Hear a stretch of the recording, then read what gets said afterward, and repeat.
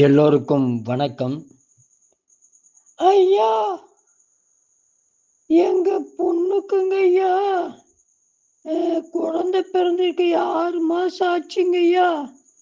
அந்த குழந்தை வயிறு ஊப்பிங்க ஐயா, அடிக்கடி பேதி ஆகுதுங்க ஐயா.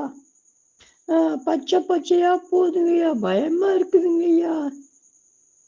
பயப்படாதீங்க. இதுக்கு நம்ம இதில் பார்த்தீங்கன்னா மாந்தன்னு சொல்லுவோம். இதைய குழந்தைகளுக்கு இது மாதிரி ஆனால் மாந்தம் அப்படின்னு சொல்லுவோம்.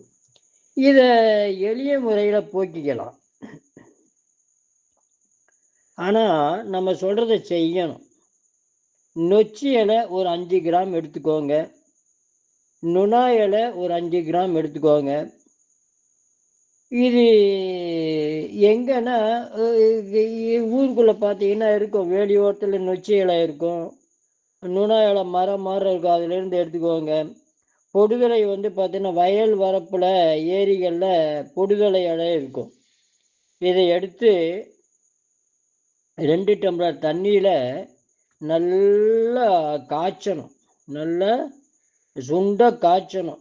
ஒரு அரை டம்ளர் வரல சுண்ட இதை போட்டு நல்லா கொதித்து காய்ச்சி சுண்டி அரை டம்ளர் ஆகணும்.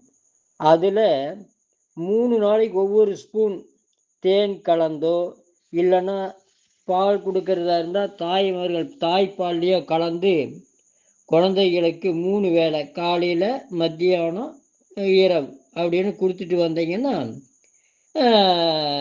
பேதி நிற்கும்.